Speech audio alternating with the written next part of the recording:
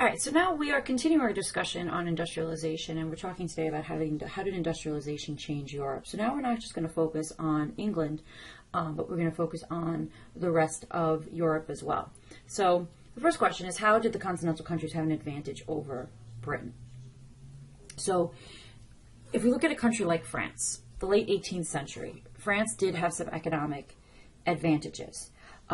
They had the Napoleonic Code, and they had French communal law, and they had free contracts, open markets, uniform and clear regulations. They had standard weights and measures. They had technical schools. The government encouraged and honored inventors and inventions. And the Bank of France was a European model for providing a reliable currency. In addition, they didn't have to develop their own technology. They could basically just borrow from Great Britain. England tried to keep their discoveries secret. Until 1825, artisans or skilled mechanics could not leave England, but many did slip out and set up firms of their own because they were being offered tons and tons of money from companies in Europe. In England, the banks were private partnerships, and they were very conservative because they could lose everything because it was a private partnership. Whereas on the continent, because of the Bank of France, the banks were corporations and they had limited liability. So they were much more willing to give out loans, which encouraged greater advancement and investment. So all of this made it easier for France and the rest of Europe to kind of catch up. After 1815, the government began levying protective tariffs and paid for the building of roads and railroads and canals to do whatever they could to help encourage industrialization. And the period of 1850 to 1873 was a period of unprecedented economic growth in places like France and Germany and in Belgium. However, France also had a lot of disadvantages. They had faced years of war during the French Revolution. So they were in a huge amount of debt. The French Revolution had disrupted trade, created huge inflation, and it kind of gave England a huge head start. So Britain, by that point, already had goods that were produced cheaply. They had already been dominating the market, but everyone tried to catch up. The technology was very complicated, and a lot of people couldn't understand it, which is why they were trying to lure the English engineers out of England. It was really expensive to start up steam and iron production.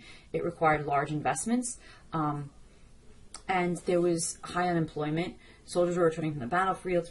French business were afraid to take risks because there was such a period of instability in Europe for so long. But by 1850, the zones of industrialization on the continent would be northeastern France, Belgium, the Netherlands, the Western German states, northern Italy, and East Germany. And so here you can see where the manufacturing and industrial areas were. But you could see Eastern Europe still does not have peasant emancipation, and that's why they're really not working on tourism industry. We also can see the railroad system that is being set up. The green are the railroads in 1850, and the red are the railroads by 1880. So you could see here, England, though, still, the UK still has the largest share of manufacturing output, but then France, Germany, France, Austria, Russia, Italy, they're kind of like trying to catch up.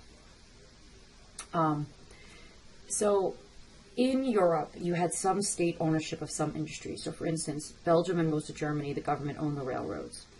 You had you had tariffs, and for Britain, they were called the Corn Laws. And it deals with protecting British farmers. They were called Corn Laws even though they're growing grain, but it was like tariffs on imported grain, so it made British grown grain within the country more desirable. But the national banks had a monopoly on the issuing of banknotes, like in the Bank of England and the Bank of France. Companies were required to register with the government and publish annual budgets.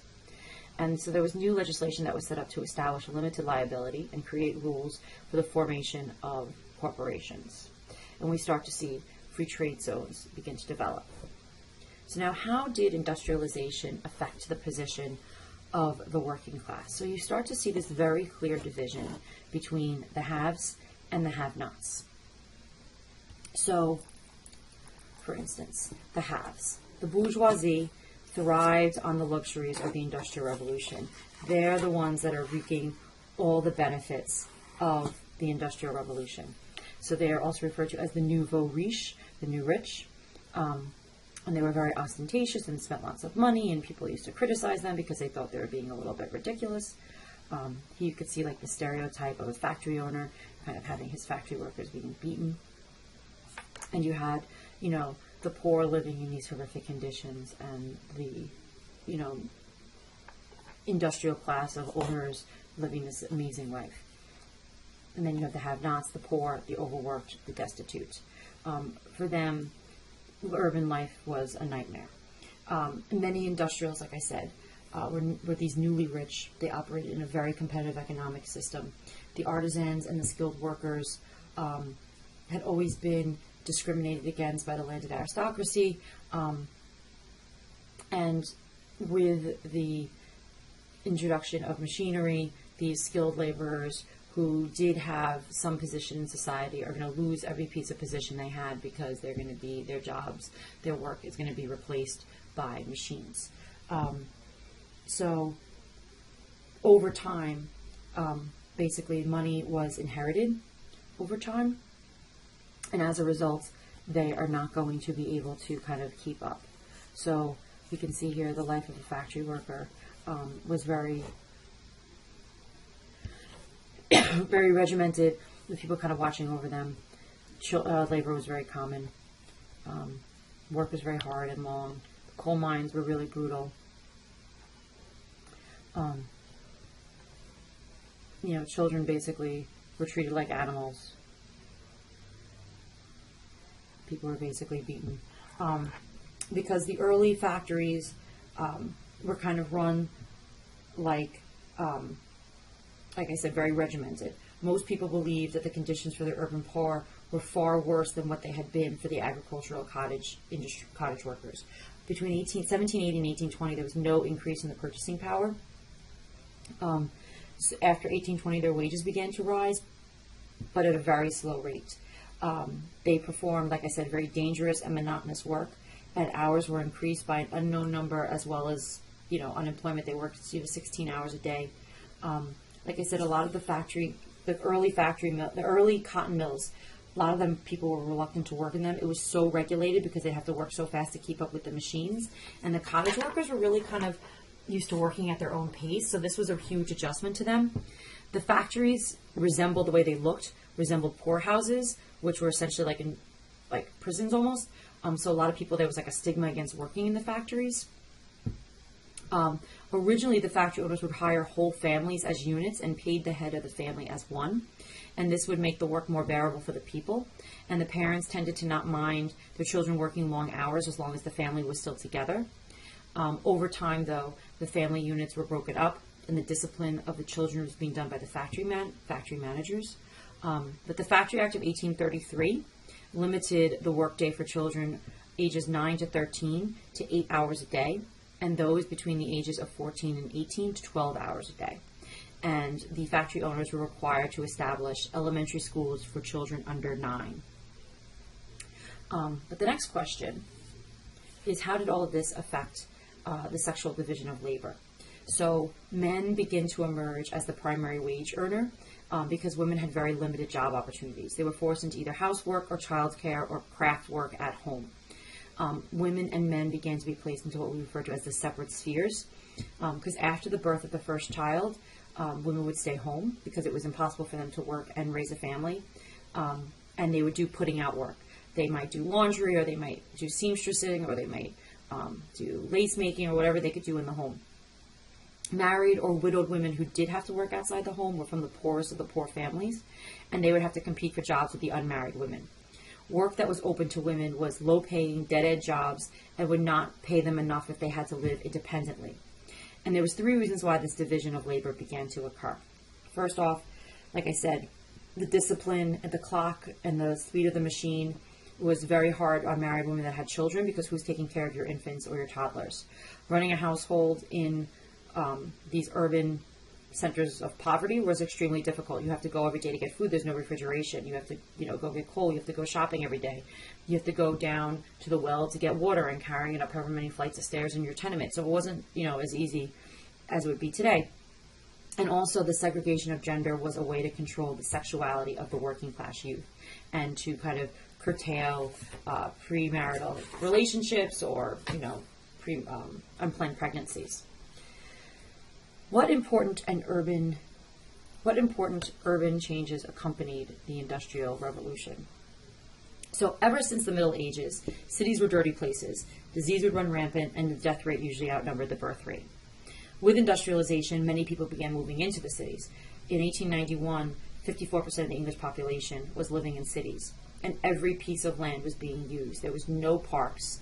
There were narrow, tiny houses built wall to wall with long, narrow alleys separating them in the back from the next set of homes. Many people lived in cellars or attics because it's all they could afford to rent. These areas, like I said, were incredibly polluted. There was open drains and sewers would flow down unpaved streets, and there was no running water, and so the sewers would overflow very often. You would have as many as 200 people sharing one outhouse, and they really weren't emptied out, which meant that sewage would seep into the cellar dwellings. In some instances, you would have the sewage in the cellars, basements being as high as 3 feet high. You can kind of see how bleak these places were where they lived. This was a working house in Manchester. This is kind of factory workers at their house. This is working housing in Newcastle. This is kind of what it looked like. People moving from the country to the city were kind of actually used to filth and were ignorant of the possible health problems, but reformers began calling for changes to the current situation. A man by the name of Edwin Chadwick, he began advocating cleaning things up because he felt that disease could be prevented if the city was clean. And this was something known as the sanitary idea, because he felt that this was why disease was going so rampant in the cities. And an acceptance of the germ theory kind of began to improve the deadly conditions of the hospitals. They began to clean up the cities. And after 1880, the death rates in the cities began to decline, because there was this whole movement, especially amongst the middle class, that women were expected to engage in charities. So there's this idea that they wanted to try to help out the poor and clean up the cities and provide soup kitchens and all these different things to make the life a little bit easier for the poor. So urban planning was also revived, and this idea to make the cities more sanitary also provided people with jobs. So for instance, in Paris under Napoleon III, the slums of Paris was basically completely torn down and rebuilt. And they built parks and wide boulevards with sewers and aqueducts. And the rebuilding of Paris actually stimulated projects elsewhere. It eased movement and stimulated expansion. In the beginning, these cities did not have public transportation, and that meant that people had to walk everywhere and everything had to be close together. But in the late 19th century, you start to see the development of the London Tube and the Paris Metro, and this eased a lot of these problems. Also, the public transportation, actually, before you got to something as complex as the metro, began as horse-drawn streetcars, but by having reliable public transportation meant that everything didn't have to be within walking distance, which meant that things could be better spaced out. You could see this is the Crystal Palace expedition. If you remember from AP World, you were with DDQ kind of talking about the Crystal Palace. But this is some of the exhibits that were going on at the Crystal Palace and all the various different inventions that were on display. So I want you to think about, why is the Industrial Revolution such an important time period for Europe?